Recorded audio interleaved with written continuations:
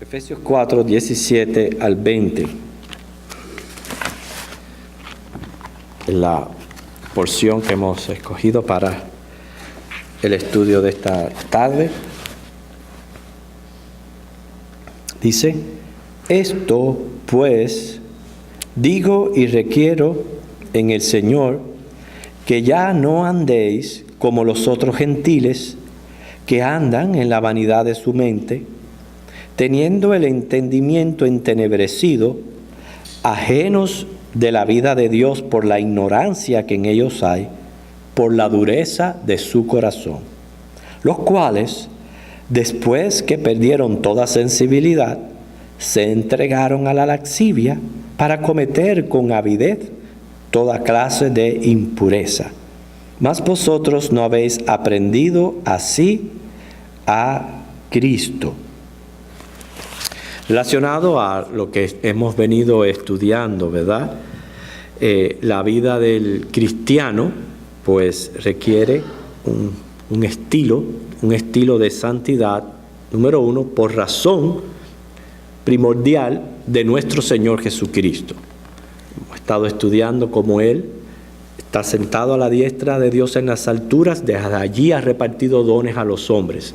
Por razón de Jesucristo y por la vocación y el llamamiento que tenemos, que es un llamamiento de Dios, requiere un comportamiento santo. Ese comportamiento santo se va a reflejar en el uso de los dones espirituales. Hay personas que Dios les ha dotado de dones, sin embargo, lo han enterrado o no los están desarrollando a capacidad y a plenitud, precisamente por comportamientos, por permitir pecados en sus vidas y no vivir en santidad. Quiere decir, esto se va a reflejar en el desarrollo de los dones. Nuestro comportamiento va a reflejar si en efectivo estamos siendo edificados como iglesia y creciendo a la estatura de nuestro Señor Jesucristo. Fíjense, esto pues digo, requiero en el Señor. Hemos sido salvos, hemos recibido una naturaleza espiritual, una naturaleza nueva. Es requerimiento de parte del Señor que vivamos de cierta manera. Y lo dice aquí. Aquí ya Pablo comienza ciertas admoniciones, lo cual son advertencias que se le da a alguien para que no haga cierta cosa. La primera de ellas dice aquí: no andar como los otros gentiles. Fíjense, esto pues digo y requiero en el Señor, que ya no andéis como los otros gentiles. O sea, no imitar al mundo, al ambiente malo. ¿Quién es considerado gentil? Bueno, según el Diccionario Bíblico Ilustrado Holman, en la página 682, expresa: gentil son personas que por nacimiento no son parte de la familia escogida de Dios y que por lo tanto se pueden considerar paganos. O sea, cuando hablamos de la familia de Dios se refiere en ese contexto a Israel.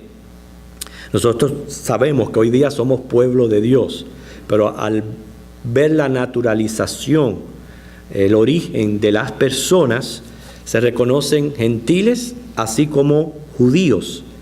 El pueblo de Dios está compuesto de ambos, pero los efesios eran gentiles.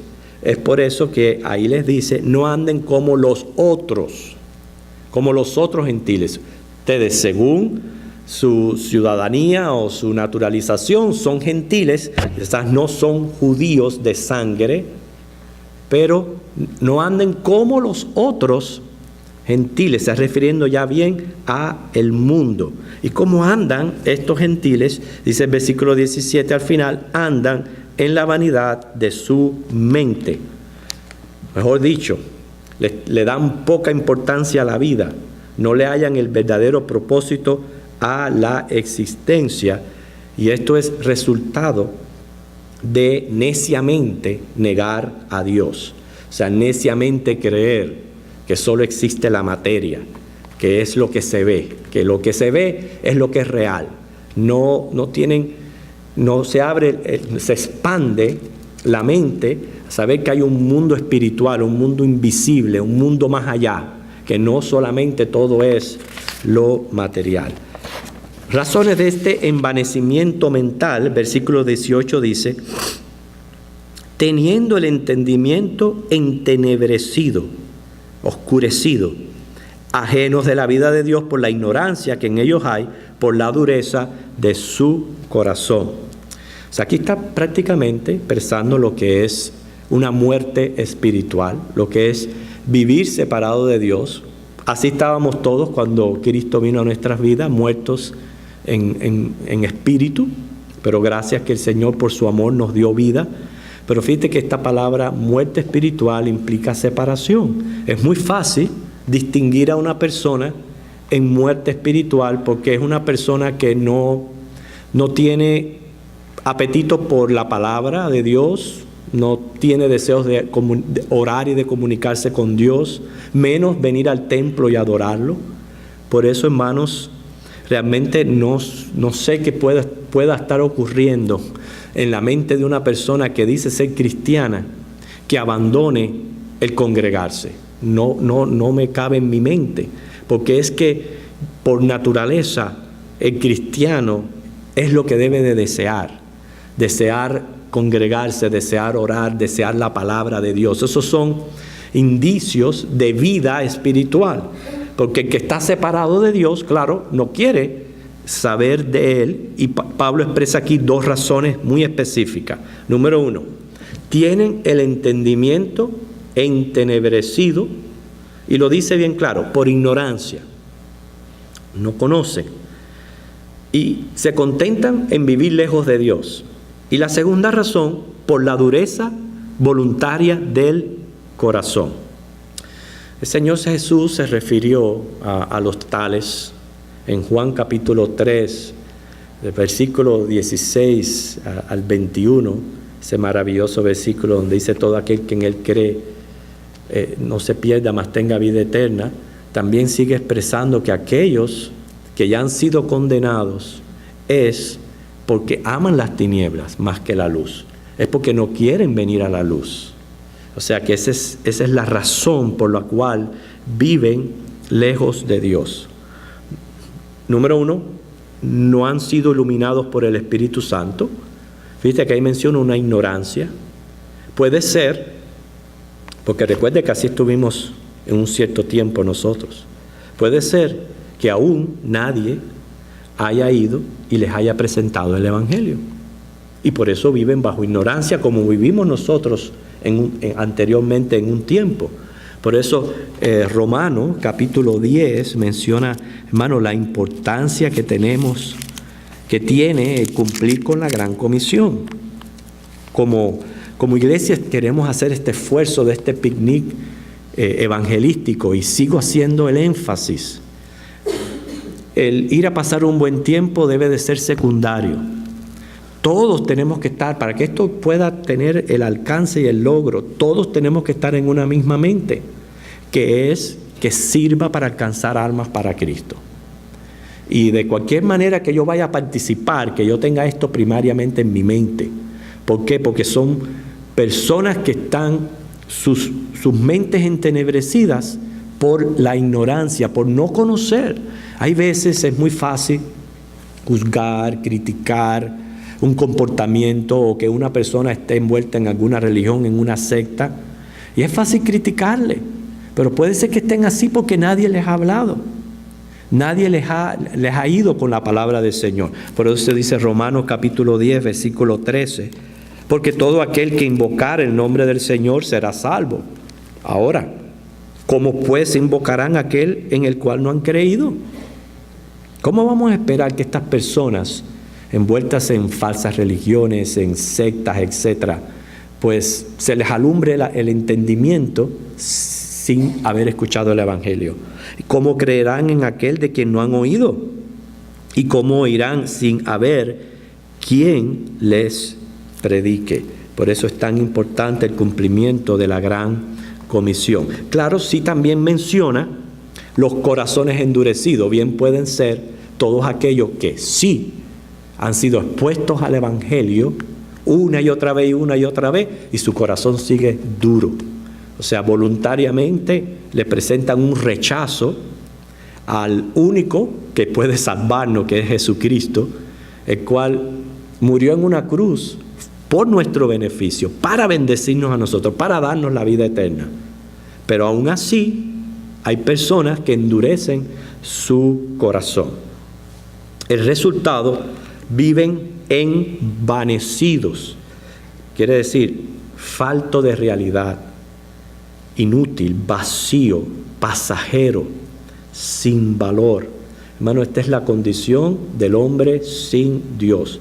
Por causa del pecado, vive envanecido, encadenado a una vida vacía, insatisfecha, una vida de culpa, de muerte, de la que solo puede ser librado por Jesucristo, quien da el verdadero propósito a la vida. Es decir, una persona sin Cristo no tiene horizonte, no tiene una esperanza futura, su vista es corta porque es solamente en lo terrenal, o sea, no se ha abierto, ¿verdad?, a ver con los ojos del alma y la fe todo eso que el Señor tiene preparado para nosotros en un futuro. O sea, para ellos la vida ya ahí termina con el sepulcro, con la muerte. Por eso es que viven de esa manera. En parte, y quiero escoger bien mis palabras, porque nada justifica una vida desordenada y una vida sin Dios. Pero el concepto lo traigo porque si son personas que por ignorancia viven de esa manera, se justifica su modo de vivir en este aspecto. Viven para lo secular, viven para lo material, porque es lo que conocen, es lo que conciben, es lo que tienen. Y por eso para ellos vivir placenteramente aquí en la tierra es su potencial. Pero yo lo que sí digo, hermano, ¿cómo es posible, de nuevo, repito, que una persona que profese ser cristiana viva en el mismo desenfreno? Es como querer tener lo mejor de ambos mundos. Disfrutar la vida aquí, pero tener garantizado el cielo y el paraíso. No es posible. Eso es verdaderamente inconcebible. El versículo 19 menciona lo que es el resultado de vivir lejos de Dios. Dice, los cuales, después que perdieron toda sensibilidad, se entregaron a la lascivia para cometer con avidez toda clase de impureza. O sea, perder sensibilidad, no poder escuchar la voz de Dios, no tener temor de Dios, no importarle pecar contra Dios, no medir las consecuencias, y no solamente consecuencias eternas, las consecuencias que pueden traer los crímenes y otras cosas que hacen los hombres aquí en la tierra. Después ustedes los ven proclamándose locos en las cortes, después que mataron y después que hicieron esto, después que hicieron lo otro. No le prestan atención a la voz de sus conciencias y se entregan a la lascivia, o sea, al libertinaje, al descontrol, al desenfreno de todo apetito y de todo género.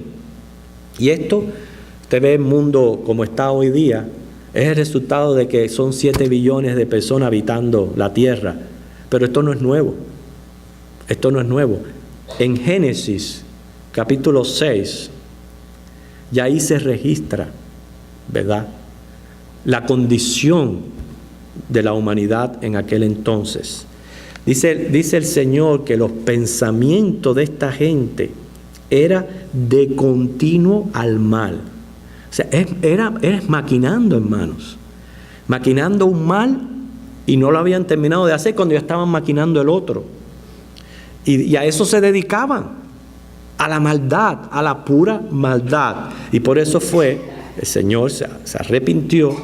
Por gracia salvó a Noé y a su familia, pero toda aquella generación pereció por la ira de Dios, por la condición del corazón del ser humano.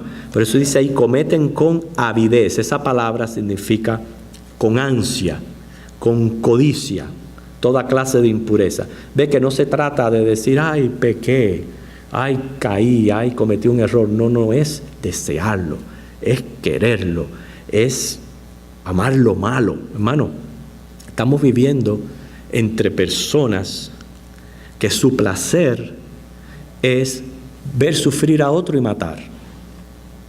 Eso es lo que les causa placer. O sea que estamos viviendo días difíciles, pero todo esto es el resultado de vivir lejos de Dios. Estas palabras de Efesios parecieran resumir el capítulo 1 de Romanos, en esos versículos 18 al 32, en que Pablo dice que cuando los seres humanos deciden abandonar a Dios, Dios los deja. Dios los abandona a sus propias acciones pecaminosas y cada vez se van hundiendo más en el pecado. Hay términos utilizados para describir la maldad. Si fuéramos a definir qué es pecado, si usted escribiera esta pregunta y le diera respuesta, ¿qué es para usted pecado? Los hebreos tenían una forma muy peculiar para describirlo. Es más, es la palabra del Antiguo Testamento que se usa para traducir pecado. Viene de una palabra hebrea que significa perder o fallar. O sea, no dar en el blanco. Esa es la palabra que se usa en hebreo para definir pecado. Ejemplo, al describir la exactitud de los zurdos benjamitas con sus ondas, se expresó en Jueces 20:16, todos los cuales tiraban una piedra con la onda a un cabello y no, ahí está la palabra, erraban. O sea que para el hebreo, no dar en el blanco es lo que es pecado. Se dice que el mejor tirador de tiro al blanco, un campeón en esta práctica, en este deporte, estaba visitando una pequeña aldea y curiosamente observó que en varias partes del pueblo pues estaba en los árboles, en los postes, en las paredes, un tiro al blanco y la flecha exactamente en el centro. Imagínense, él que era famoso y era el mejor en este arte, pues le llamó la atención, siguió su camino y al llegar ya al final del pueblo, se encuentra con el arquero. Era un adolescente. Y enseguida va y le pregunta, ¿cómo es que con tanta exactitud, cómo es que tú logras tanta exactitud? Le pregunta y dice, muy fácil. Yo tiro la flecha y después le pinto el círculo alrededor.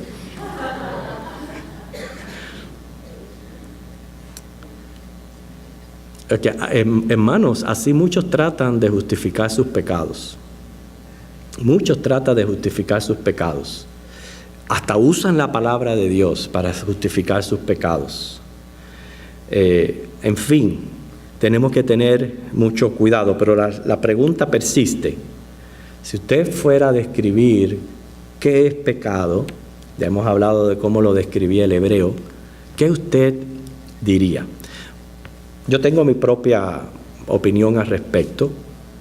Para mí, uno de los mejores conceptos, eso lo aprendí de un predicador, es imponer mi voluntad por sobre la de Dios.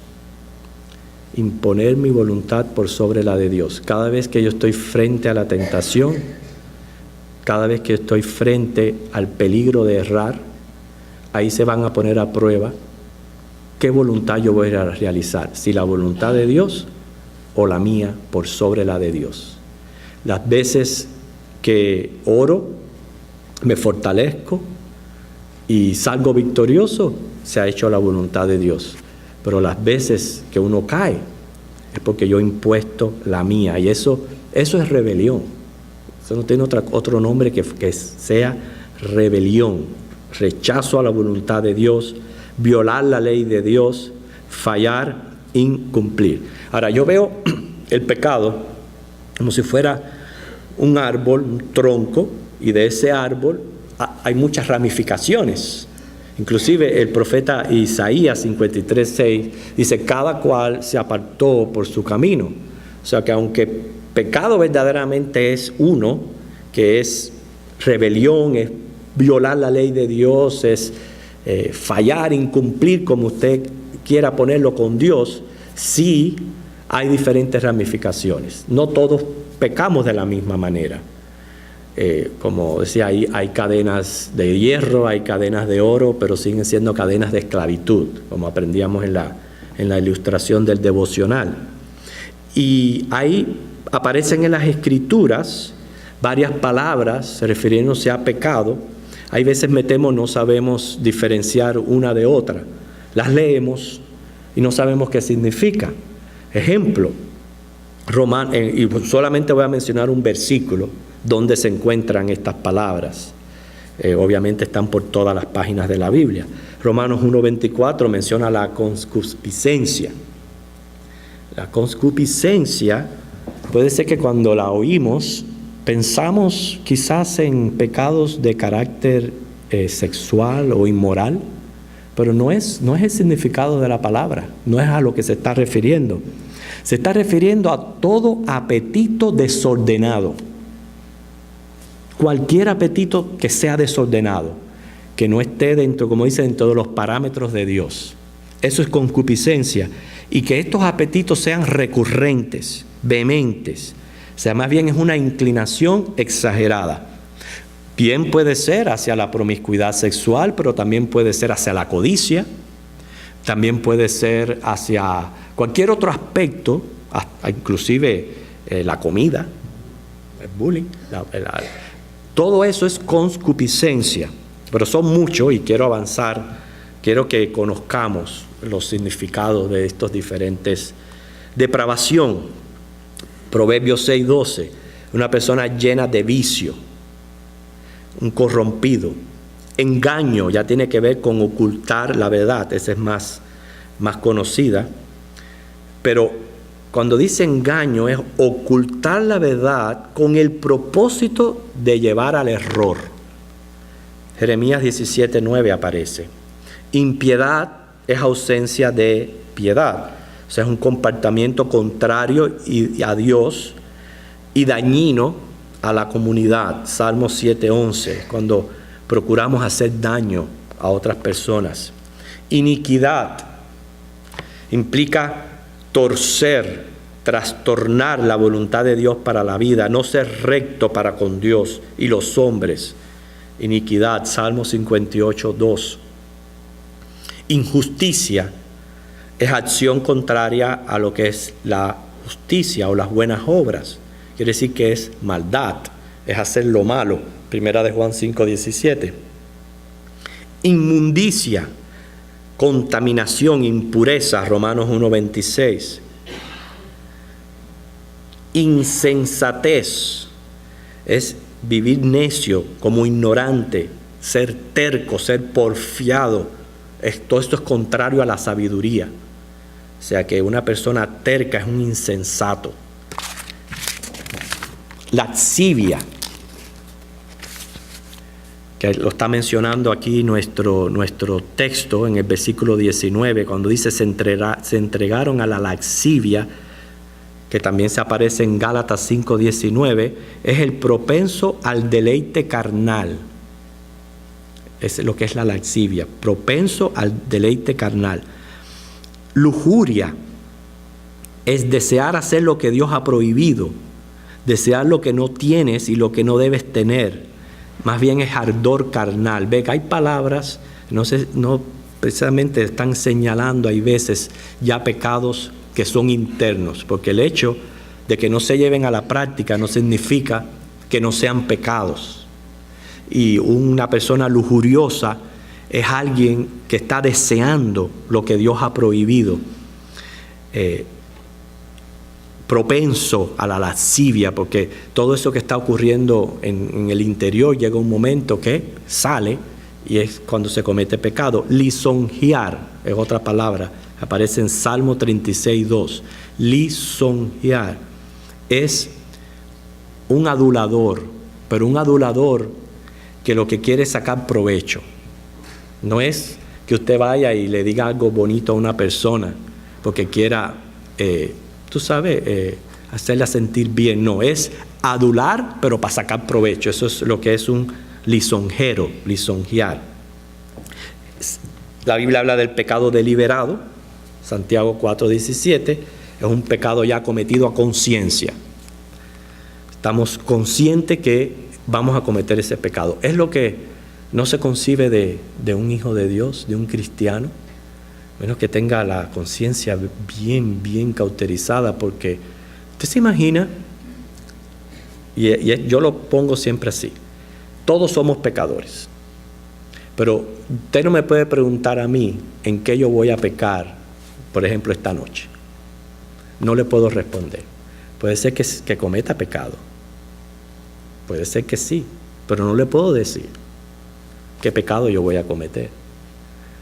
Pero usted se imagina una persona que ya tiene planificado ese pecado, que ya ha hecho una cita para fornicar o ha hecho algo que ya sabe que va a ir, o que esté, por ejemplo, robando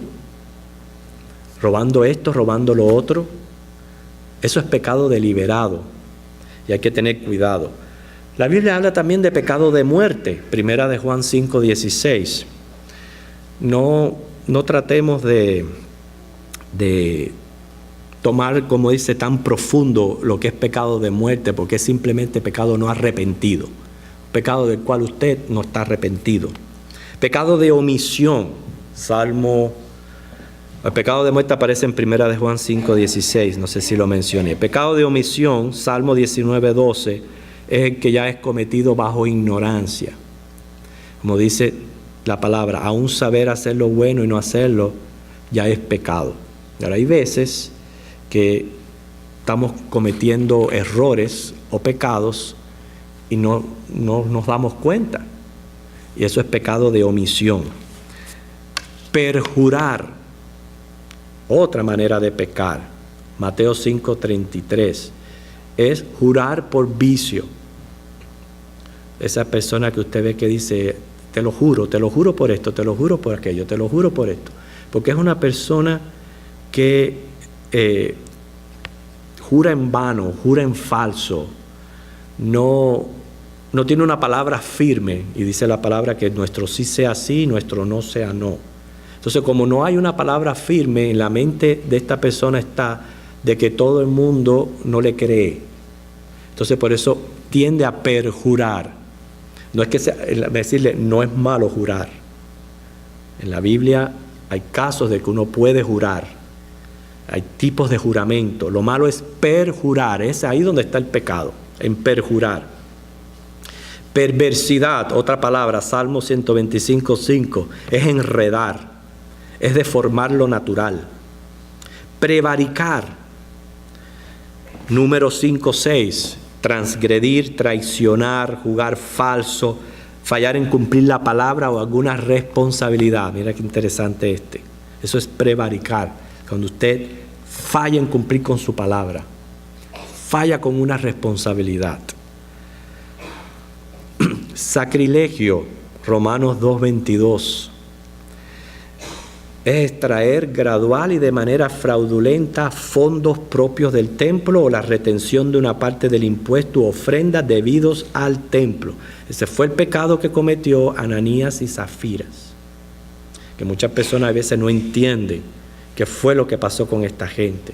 Esta gente, nadie le puso que con su boca dijeran que ellos lo que iban a vender lo iban a depositar en los pies de los apóstoles. Cuando venden la propiedad, que aparentemente es una buena acción, porque lo que estaba pasando en aquel entonces no me lo imagino que pase hoy día. ¿Usted se imagina que cada uno de nosotros vendamos las propiedades para que la iglesia tenga y esto? ¿Verdad que se nos es inconcebible quizás que pase en estos días? Pasó en aquel tiempo. Y esta gente, sin que nadie los obligara, deciden dar su propiedad, pero extraen de la ganancia, lo extraen. Y por eso cayeron muertos. Cometieron sacrilegio. Entonces, es un pecado bastante serio. Pero seguimos. Transgresión, Salmo 39:8. Es cruzar o esquivar un límite, infracción de un mandamiento conocido.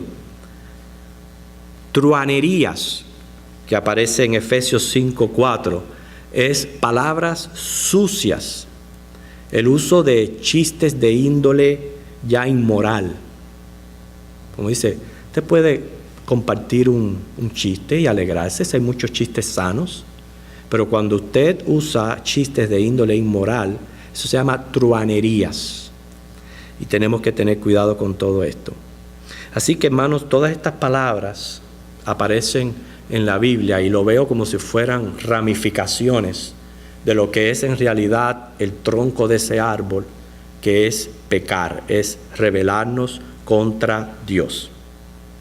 El versículo 20, aunque está conectado con el resto de los versículos que le siguen, lo he elegido, pero más bien de una manera aplicativa para nosotros, porque se ha descrito lo que es el mundo, cómo vive el mundo, y nosotros no estamos ajenos a eso porque estamos expuestos todo el tiempo a cómo vive el mundo.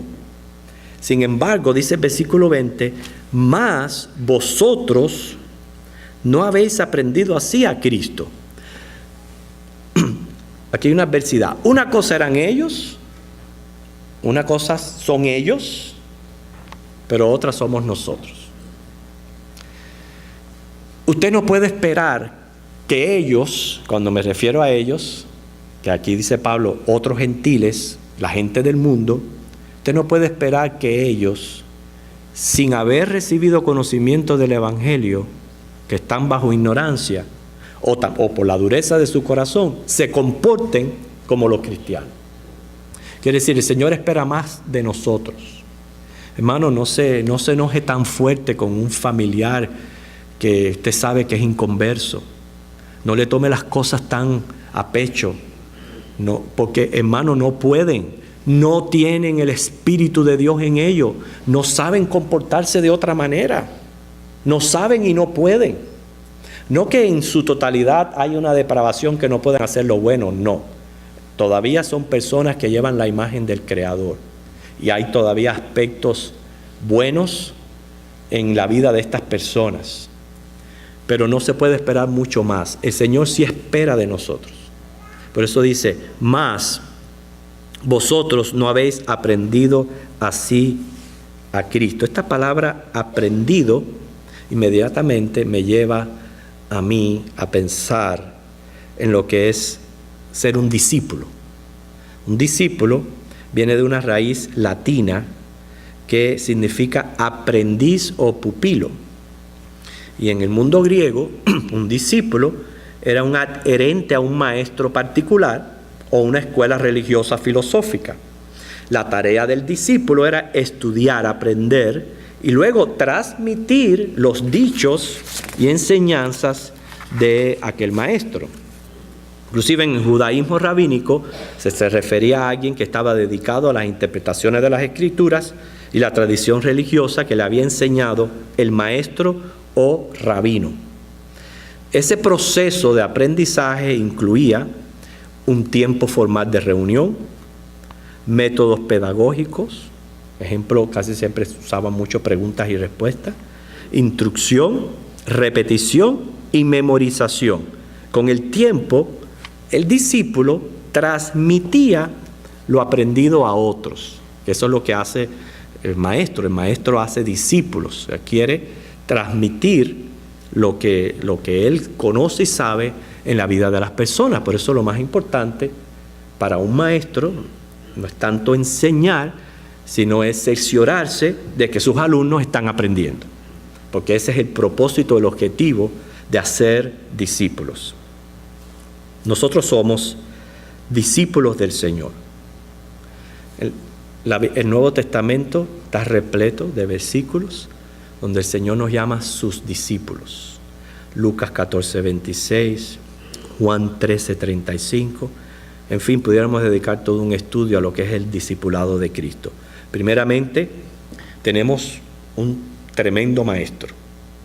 Número uno, es nuestro Redentor. Estamos hablando del problema del pecado y las consecuencias del pecado. Bueno, nuestro maestro es el que nos redimió del pecado. Así que ¿cuánto más no vamos a seguir a ese maestro?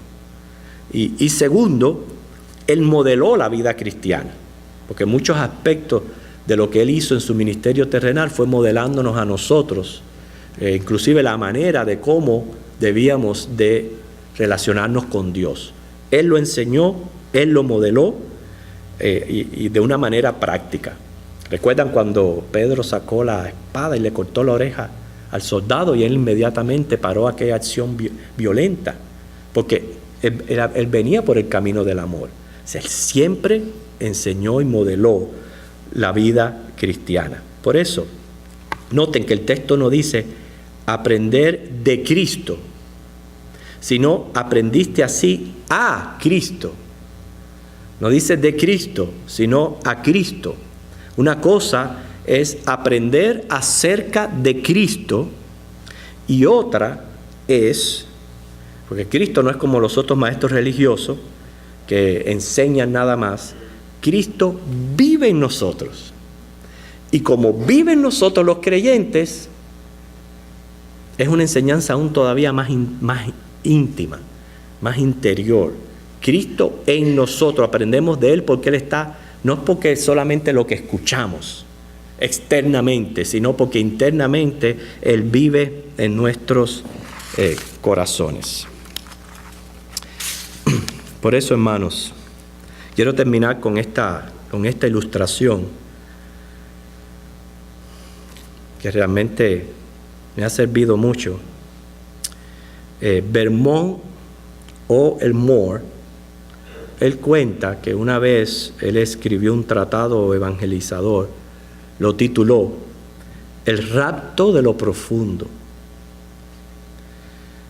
Es una expresión tomada del buceo, en el cual una persona con la ayuda de un equipo de respiración puede explorar bajo las aguas del mar. Todos lo sabemos lo que es un buzo y lo que es bucear, y que se necesita equipo para poder realizar esa tarea, explorar el mar.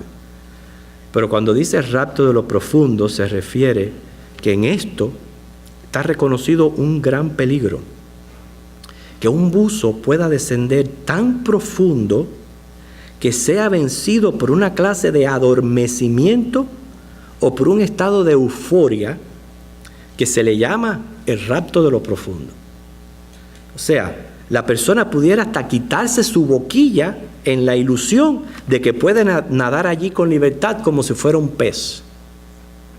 Y puede confundirse al punto que no sepa de cierto si está subiendo o descendiendo a su misma muerte. Qué interesante, ¿no? Que esto pueda suceder. Señaló que uno puede hundirse tanto en el pecado, ya está aquí es la parte aplicativa o la moraleja, que uno puede hundirse tanto en el pecado que ya uno pierda todo sentido de responsabilidad moral, al punto que no pueda señalar la diferencia entre lo que es bueno y lo que es malo, la verdad o la falsedad, un grado peligroso que no se puede regresar.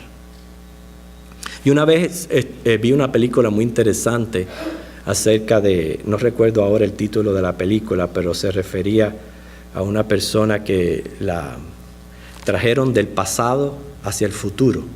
No sé cuántos de aquí quizás vieron esa película. ¿Cómo se llama? No. Es una persona, inclusive tenía hasta sentido cristiano.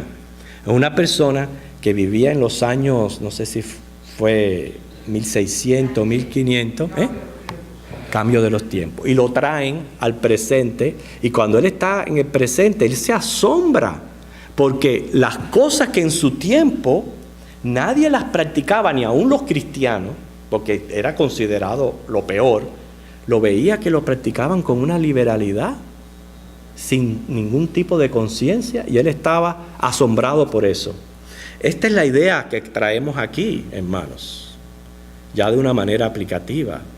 Tenemos que tener mucho cuidado, especialmente las voces que escuchamos, porque puede ser que el Espíritu Santo, que es aprendiste así a Cristo, que está en mí, que el Espíritu Santo me esté hablando, pero son tantos los ruidos que yo no le pongo atención, no lo escucho y me voy acostumbrando cada vez más al pecado y es como si fuera un dormecimiento del cual ya no se puede salir. Ejemplo, hermanos, primero ya dejan de venir una semana al culto. Viene otra. Cuando viene a ver, se fueron. Es ese aspecto. Dejan que, yo no sé, nadie puede juzgar si son o no son, pero permiten, no escuchan la voz del Espíritu Santo y permite que el cerebro se entenebrezca y se adormezca en esa profundidad del pecado. Y esto puede ocurrir en varios aspectos: caer en infidelidad para con Dios, caer en promiscuidad de índole sexual, donde las personas no les importa exponerse a pornografías o ver material inmoral, y simplemente cada vez se van acostumbrando más y más, ya de buenas a primeras, ya la conciencia les acabó de dictar y están dormidos ahí en ese estado. Codicia, problemas de carácter, que todas las tiranteses hay veces que ocurren, son problemas de carácter, que me he dejado que el carácter me controle y ya de buenas a primeras, ya yo no puedo regresar de ese mal carácter. Orgullo, el chisme, la mentira, las dudas. Así que, hermanos, estamos todos expuestos. ¿Cuál es aquí lo que tenemos que hacer? Es orar mucho, como expresaba el salmista en el Salmo 19:12, que le pedía al Señor que examinara su corazón, que le dejara ver si habían pecados ocultos, que le iluminara. Y eso es lo que tenemos que orar al Señor y pedirle al Señor que su voz siempre sea clara, que estemos prestos a escuchar esa voz y a ponerlo por práctica. Pepito, en una de sus clases, le estaban enseñando matemática, le estaban enseñando las tablas a todos los alumnos. Y le piden que cada uno fuera diciendo las tablas de multiplicar. Cuando le tocó el turno a él, comenzó muy bien. Nana.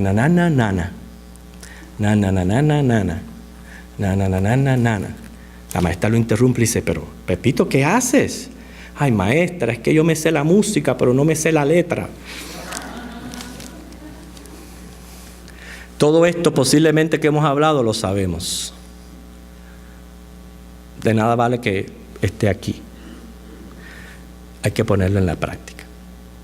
Hay que ponerlo en la práctica en nuestro diario vivir. Definitivamente, hermanos, necesitamos mucha, pero mucha oración para hacer lo que dice esta amonestación que Pablo presenta aquí en Efesios, donde dice: no andemos como los otros gentiles en la vanidad de nuestra mente. Cuidado con la mente, ahí empieza todo. Las grandes empresas comenzaron con una idea. Muchas cosas comienzan ahí, en la mente. Eso fue lo que atacó el diablo ahí en el huerto del Edén a la pareja. Les atacó el conocimiento, lo que ellos conocían de Dios. Y ahí los atacó y cayeron. Tenemos que tener mucho cuidado con lo que permitimos que entre aquí a la mente.